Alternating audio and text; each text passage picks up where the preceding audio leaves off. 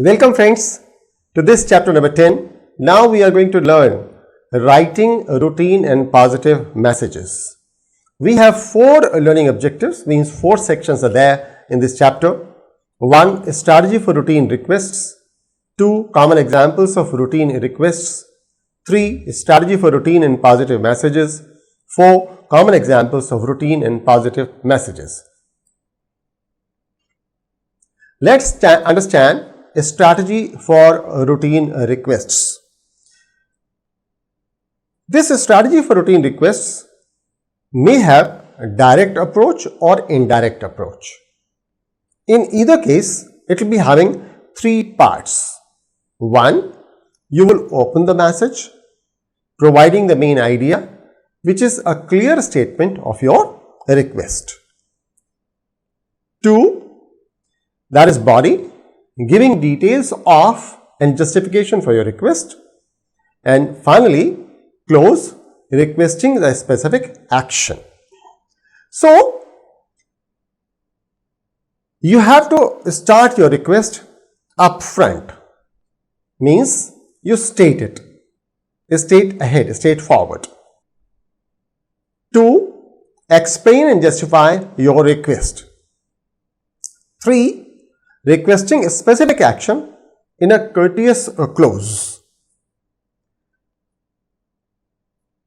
Starting your request upfront means pay attention to tone, whatever you want to say. Assume audience compliance and state precisely what you want. These are the 3 things in this part is stating your request upfront. Tone, friendly, cordial, because it's a request. Assume audience compliance, it's a matter of routine.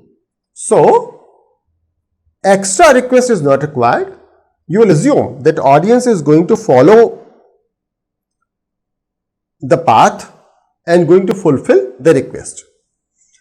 But it will be possible only when you state precisely your need. So, state precisely what you want.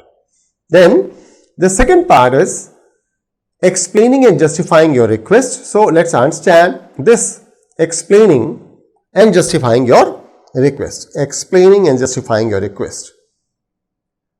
Ask important questions first. Whenever there is a request, you want the person to comply with your request, provide certain information, then ask important questions first, ask only relevant questions, the thing which is really needed, and limit questions to one topic. Again, if you will start talking about many topics, then the person who is expected to provide the information to you may not be in a position to understand which information is needed first. So, the first thing was stating your request upfront. The second was explaining and justifying your request. And the third one is requesting a specific action in a courteous clause. So, let's understand this requesting a specific action in a courteous clause. You have already stated your request upfront. You have already justified why you are expecting the person to do this, and now at the end of this communication, make sure that your request is clearly stated and understood by the recipient. So, a specific action and a courteous clause. State a specific request. I need this. What the other person is expected to do. So, state a specific request.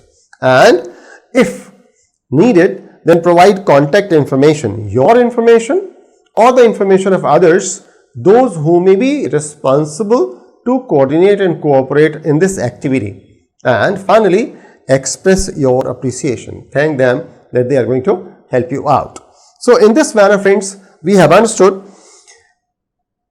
a strategy for a routine request. There is a checklist. Let me go through the checklist for writing a routine requests. This checklist says, state your request upfront, write in a polite, undemanding, personal note. Undemanding. What is this undemanding? Demanding, you are demanding, there is no doubt about it. But then what is this undemanding? Undemanding means it's not something which you need for yourself. This is something needed by the organization. So, it's a routine matter and the person is supposed to comply with it, is supposed to provide this thing. That's why we say write in a polite, undemanding manner. Then the next is use a direct approach, because your audience will probably respond favorably to your request. It's a routine matter. Remember that it's a routine matter. It's a routine matter. And be specific and precise in your request. Then B, explain and justify your request. Justify the request or explain its importance. Explain any potential benefit of responding, what the organization is going to gain out of it. Ask the most important questions first. Let them know what are they supposed to do, in which priority. Break complex requests into individual questions, individual requests. This individual request should be limited to one topic each. And then finally, at the end of this, request a specific action in a courteous clause. Make it easy to comply by including appropriate contact information. If they are supposed to send the information to a particular person or supposed to collect information from a particular person, then the contact information of that person should be available. Express your gratitude, thank them.